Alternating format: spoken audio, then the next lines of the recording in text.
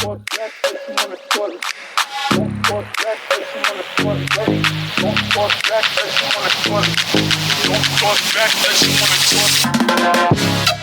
welcome to the Kearney Kids Parenting Show. I am your host, Abraham Leonard, Minister of Children at First Baptist Church, Kearney. I am so glad that you have joined us.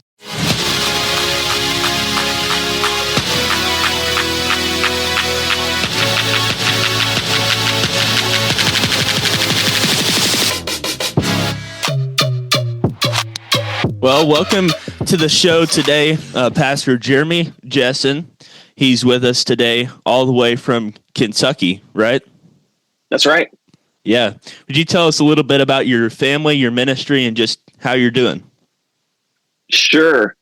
Well, I appreciate you asking me to do this with you. I have, just as a little bit of background, I've known you a long time, since I was there when you were born. It's a crazy thing to see how all of these, how our lives kind of intersect with. I've known your parents for, 25 years, longer You're than showing that. your age. I know, it's bad. It's bad. So,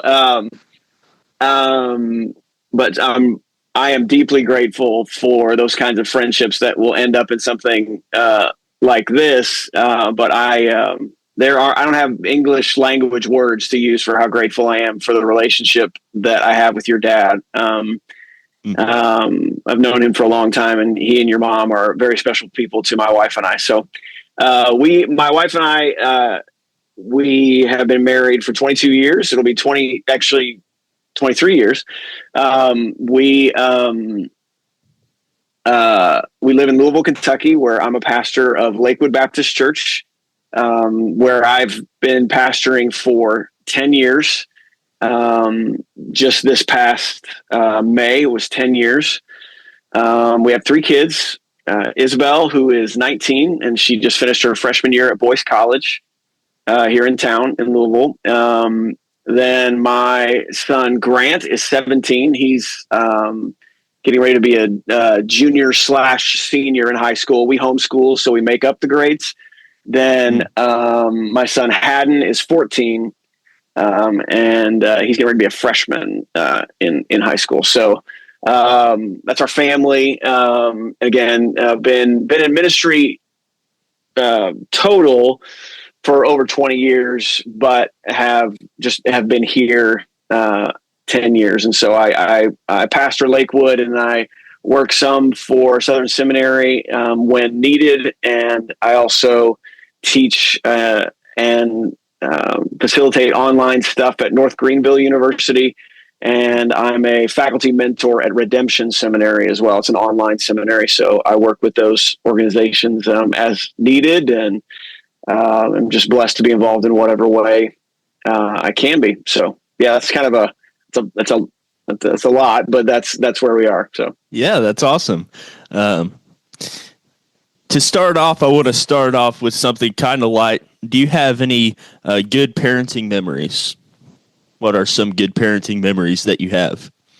Yeah, I think two things when it comes to parenting memories for me stand out. When I was a kid, rolling around with my dad in the car, those times were always significant. So we would sing together and listen to music together, and he would introduce me to all of his favorite music, and then he would tolerate my introducing him to my favorite music.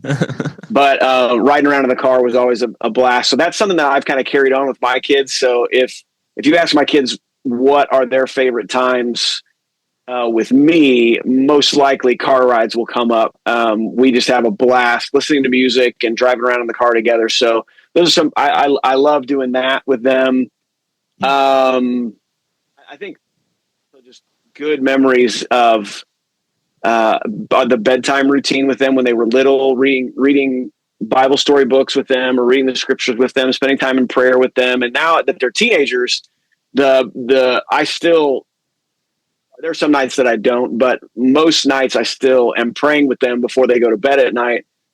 And the conversations, then my wife and I always have this running joke that, like, all right, teenagers aren't ready to open up until it's 9 o'clock or 10 o'clock or whatever. That's when they're ready to talk. And in those moments, I love it. I'll frequently be getting ready for bed and telling my wife, like, that these moments are so special and so good. So just the conversations that we are able to get into in the evenings are great. So I wouldn't trade that time for anything, in the car or at bedtime. But those are some of my favorite memories, I think. Well, that's awesome. I remember some good memories being in the car with my dad. He'd always save the hard conversations for when I was in the car because I couldn't run away. So that's it, man. You can't leave. Yeah, but yeah, that's so smart. That's so good. I love that. Yeah, a lot of good conversations, though. What are maybe some hard times that you've had as a parent, and how have you overcame those hard times? Well, in terms of hard times as a parent, I think dealing with sin to any degree is going to be difficult. So when your children are disobedient, and you've got to deal with like lying, or you've got to deal with just some bad attitudes, or not wanting to obey at all, or just fighting you on different issues, whatever it is. Disobedience is always hard to deal with. And no matter what it is, sometimes because you see yourself in it, you see your own, like, oh, you learned how to be angry from me. Like, that's not good. Or one of the other things I think it's difficult, just not from a spiritual standpoint, but just from a logistics standpoint. When you have more than one toddler in the house, that experience is rough, because they take a lot of physical energy, and they take there's a lot of emotional and mental energy as well, because there's a lot of, like, no, don't touch that. No, don't go there. No, don't, like, and having to, like, always the couch and handle it, always having to address whatever you've got to address. It just never ends. And I was telling a friend the other day, and then, like, you get everybody to sleep, everybody's in bed, and you're all good. And then you sit down, like, at night, and you're just talking to your wife, and you kind of go, like, dude, they're going to do all of this again tomorrow. Like, they're all going to wake up, and they're all going to go back at it tomorrow. We're going to do this again. There is an energy sapping reality to having toddlers. And I think that's something that Al Mohler said one time: when you have toddlers, there's a moment when you look at your wife and you go, I guess I'll just see you on the other side of this, because it's such a busy time and those moments are hard. But I think what got us through it, honestly, what got us through toddlers really was being around your mom and dad, having other people that were doing the same thing that we were doing, literally doing the same thing that we were doing. So when we lived next door to you all, in the apartments that you and your brothers don't remember, but that's fine. We remember them because they were awesome. Like, your parents would come over, they would lock their door at the apartment next door to us. And then they would have their baby monitor with them and come over. And then we would watch a movie, or, like, eat ice cream together. Or, like, one time we played Wii boxing, one of the funniest moments ever. We laughed until I thought I was going to vomit. It was wonderful. We had so much fun. But, like, those kinds of things, like, I think part of what parents need in those moments of difficulty, when you're dealing with sin, like, how did you deal with this when your kids disobeyed in this way? Or when you're dealing with just, like, it is just the physical busyness of toddlers. One of the things that gets you through it is having other people around you that can encourage you, that can walk with you, and can empathize, like, hey, we're doing the same thing too, and you're going to make it. And so, like, that's one of the things that got us through. And then the other thing, so I think you have to have people around you that will encourage you and help you walk through it. But another thing I think is, like, a husband and wife need to be on the same page about it and be able to help each other through those moments and help each other parent when things are hard. So I think if you and your wife are on the same page, and as a man, if you're like leading the family spiritually in that sense, you should be the first one up off the couch to handle a discipline situation. You should be the first one to explain and deal with bad attitudes and different things like that. And you also need to be the first one to help clean up and get things figured out so that your wife isn't shouldering that whole load. If you're doing that together, you'll make it. But those things, I think you have to have both of those things together in your home for it to make it through. And those things were certainly true for us. Well, that's really good stuff there. If you were going to go back in time, back to when you were a new parent, and you were going to give yourself parenting advice now, what would it be? My wife, I actually asked my wife this question this morning because I said, I'm doing this podcast with Abraham and I know what I'm going to say, but what would you say? And she said, I'll give you her answer first and then I'll give you my answer. Her answer to this question was, your kids don't need you to get it right 100% of the time. They need you to do your best to get it right half of the time. And when you mess it up the rest of the time, to ask for forgiveness and to be honest about your shortcomings. When you ask your kids for forgiveness, not only are they going to give it to you, but your kids would much rather see a parent that struggles but is willing to go, I'm struggling here, or a parent when they sin to ask for forgiveness, like, I shouldn't have gotten angry with you about that. I should not have raised my voice to you in that situation, whatever. Your kids are going to be much more understanding and much more forgiving, and they're also going to like respect you so much more for just being a real person. Yeah. Not holding up a standard that you yourself can't even meet. So that would be the first thing my wife said. I think that's a really good point. The second thing, the thing that I would say is don't be so uptight. I mean, that could be the title of my like parenting autobiography. I shouldn't have been so uptight, because I think when you're a new parent, especially if you're in an evangelical situation, meaning like when you're in like a church situation or you're in Bible college slash seminary situation, everything is a big deal and everything is a freak out about level deal.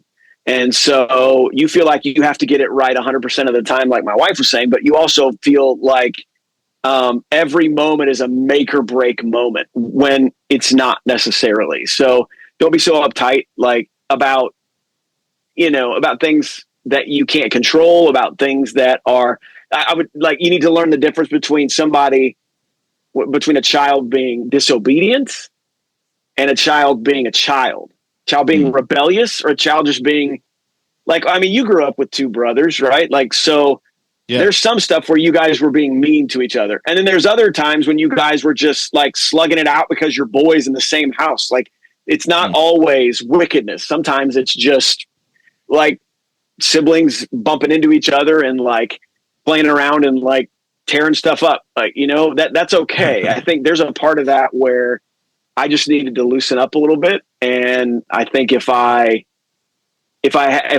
could tell myself one thing back then, that's what I would have told myself. Like, you need to calm down, bud. It'll be all right.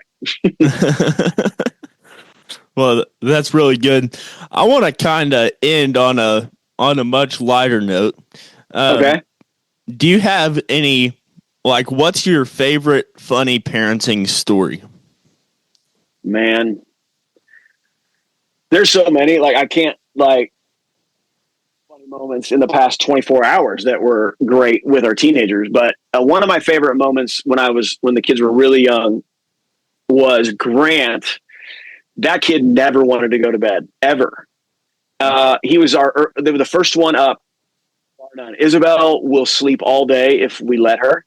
Haddon will sleep all day if you let him. Unless there's something exciting on the calendar the next day. Like if baseball's involved anywhere the next day, he won't sleep in. Otherwise, he'd sleep. Grant is the first one up, period. His whole life, he's been the first one up.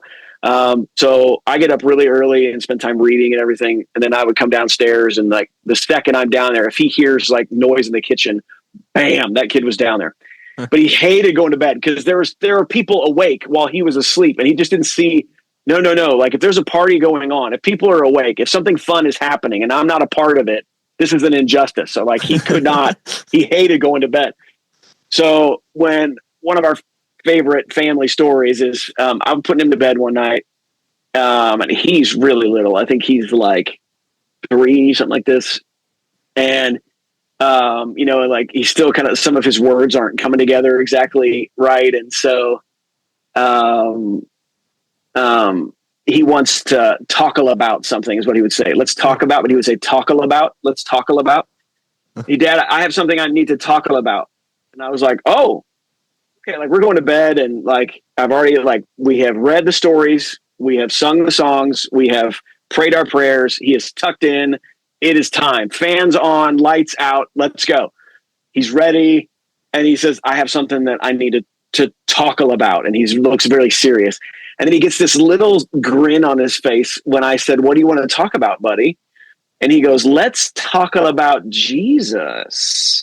And he says it with this like sly sound in his voice. And like, I start like, oh, okay. I'm like, he hooked me, I was, oh yeah. Okay. Cause he knows, like, if I mention that dude's name, you'll go for 20 minutes. I get an extra 20 minutes of just being awake, and I don't have to go to sleep. And halfway through, I realized this kid just wanted to talk about Jesus because he knew that he could get extra awake time from this. This is not a gospel conversation. This is I don't want to go to sleep conversation. And so that's a family joke that, like, when I'm like, okay, you guys need to go to bed, and like Grant from somewhere will go, I don't know, let's talk about Jesus. I'm like, no, that's not fair. Don't do that. So that's one of my favorite memories of him, just like working every angle he can, even the Jesus angle, to keep from going to bed. So great. I love it. That's funny. That's a really good note to end on.